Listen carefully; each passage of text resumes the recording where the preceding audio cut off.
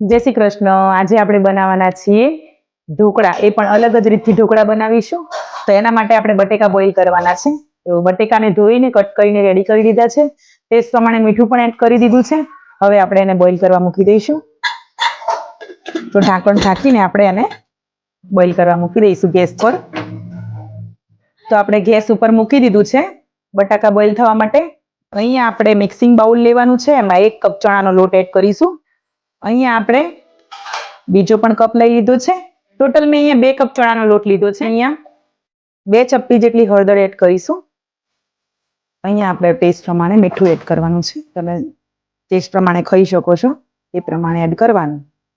અહીંયા હું ખાટી છાશનો ઉપયોગ કરું છું।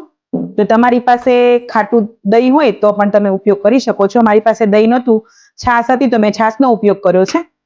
તો થોડીક છાશ એડ કરી આપણે ઢોકળાનું બેટર હોય ને એ પ્રમાણે બેટર બનાવવાનું છે।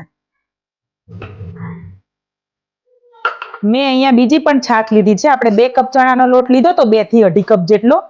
તો હું તમને વિડીયોમાં આગળ બતાવીશ કે આપણે ટોટલ કેટલી છાશની જરૂર પડી છે અહીંયા। તો અહીંયા ટોટલ 2 કપ છાશને યુઝ કરી છે। હવે આ બધું બેટર આપણે મિક્સ કરીશું। પછી જોઈશું કે આપણે હજી પણ છાશની જરૂર પડશે। જો છાશ ના હોય તો તમે બાકીના ટાઈમ ઉપર પછી પાણી પણ યુઝ કરી શકો। તો જો આ ટાઈપનું બેટર બનીને તૈયાર થયું છે। હજી પણ થોડુંક આપણે અહીંયા 1-2 ચમચી જેટલી છાશ એડ કરીશું। છાશ ના હોય તો તમે પાણીનો પણ ઉપયોગ કરી શકો છો। તો આ ટાઈપનું બેટર બનીને રેડી થઈ ગયું છે આપણે। તો હવે આને 5 થી 10 મિનિટ માટે મૂકી દઈશું। ત્યાં સુધી આપણે બટાકાનો મસાલો બનાવી લઈએ। અહીંયા આપણે બટાકા બોઇલ થઈ ગયા છે જો, તો આપણે એને ઠંડા કરવા મૂકી દઈશું એક સાઈડમાં। અને અહીંયા આપણે આપણો સિલબટ્ટો લઈ લઈશું। આદુ અને મરચા કટ કરીને રાખ્યા છે એ પણ લઈ લઈશું। અને આપણે એને પેસ્ટ બનાવવાની છે આદુ મરચાની। તમે આને મિક્સરમાં પેસ્ટ તરીકે પણ બનાવી શકો છો, પણ વાટેલાનો ટેસ્ટ બહુ અલગ જ આવે છે।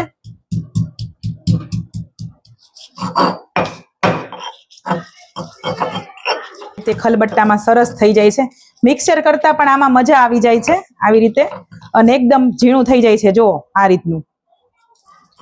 તો આપણે પેસ્ટ સરસ આદુ મરચાની પીસાઈ ગઈ। તો હવે આપણે એને લઈ લઈશું વાડકીમાં। આવી રીતે ભેગું કરી લેવાનું। અને જો મસ્ત મજાની પેસ્ટ બની ગઈ। બટેકા ઠંડા પડી ગયા છે તો ફટાફટ બટેકાને છોલી લેવાના છે। તો આપણે બધા બટેકા છોલીને અને મેશ કરી લેવાના છે। અહીંયા આપણે બધા બટેકાને મેશ કરી લેવાના છે। બટાકા બધા મેશ થઈ ગયા છે। હવે આપણે મસાલા કરીશું। આપણે આદુ અને મરચાની પેસ્ટ એડ કરીશું। ટેસ્ટ પ્રમાણે એડ કરવાની।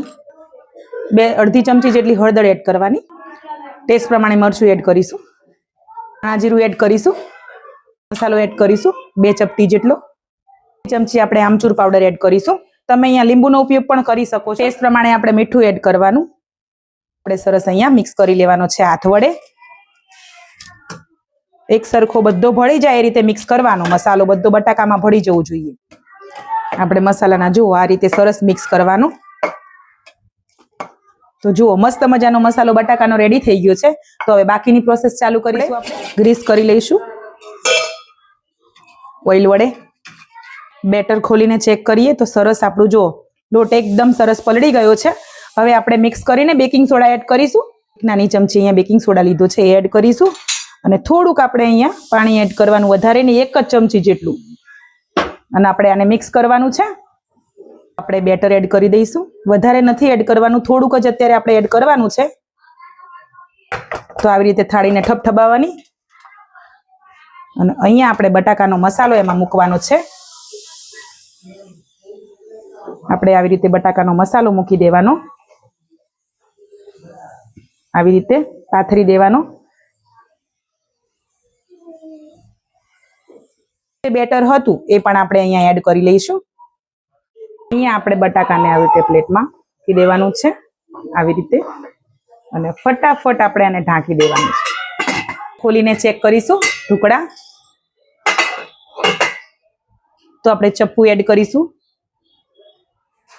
ચપ્પુ આપણું એકદમ ક્લીન છે, એટલે કે ઢોકળા આપણા પાકી ગયા છે। તો આપણે હવે નીચે ઉતારી લીધા છે। જો એકદમ ફૂલીને દડા જેવા થયા છે ને। હવે આપણે એને ઠંડા પડવા દઈશું ને પછી કટ લગાવીશું। અહીંયા આપણે ઓઇલ એડ કરીશું। જરૂરિયાત પ્રમાણે વઘારવાનું છે એ પ્રમાણે ઓઇલ એડ કરવાનું। આપણે ડ્રાય એડ કરીશું।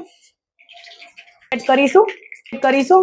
અહીંયા આપણે થોડાક ધાણા એડ કરી લઈશું આ રીતે છૂટા છૂટા, વધારે એડ નથી કરવાના, આવા કોક કોક હોય એટલા જ. અને આપણે જે તડકો બનાવ્યો છે એ પણ એડ કરી લઈશું. અહીંયા થોડુંક આપણે રેડ ચીલી એડ કરીશું કશ્મીરી, અને આ તડકો બનાવ્યો છે એ પણ આપણે એડ કરી લઈશું. તમે જોઈ શકો છો મસ્ત મજાના સ્ટફ ઢોકળા બનીને તૈયાર થઈ ગયા છે. અહીંયા મસ્ત મજાના ટેસ્ટી અને હેલ્ધી બનાવેલા છે, બાળકોને તો ખૂબ જ પસંદ આવશે. તો ઢોકળા પણ ઠંડા થઈ ગયા છે અને અહીંયા આપણે વઘાર પણ કરી દીધો છે. તો મસ્ત મજાના જોતા જ મને તો જોતા જ ખાવાનું મન થઈ ગયું છે. તો સરસ આપણે અહીંયા કટ લગાવી લેવાના છે, નાના મોટા તમારે જે પ્રમાણે બનાવવા હોય. ઢોકળાને નીકાળીશું. તમે જોઈ શકો છો મસ્ત મજાના ઢોકળા બનીને તૈયાર થઈ ગયા છે, સ્ટફ ઢોકળા મસ્ત મજાના. તો આપણે પ્લેટ કરી લઈશું. તમે જોઈ શકો છો મસ્ત મજાના ઢોકળા પાકી ગયા છે અહીંયા, અને કાચા પણ નથી રહ્યા. અને તમે જુઓ એકદમ પ્લેટ આપણી પણ ક્લીન છે. તો હવે આપણે એને સર્વિંગ પ્લેટમાં લઈ લઈશું. ફાઇનલી આપણા બટાકાના મસાલાવાળા સ્ટફ ઢોકળા બનીને તૈયાર થઈ ગયા છે. તો જો તમને વિડીયો પસંદ આવ્યો હોય તો વિડીયોને લાઈક કરજો, નવા હોય તો ચેનલને સબસ્ક્રાઇબ કરજો અને શેર પણ કરી દેજો. આવી નવી નવી રેસીપી જોવા માટે મારી સાથે બન્યા રહેજો. મળીશું નેક્સ્ટ વિડીયોમાં.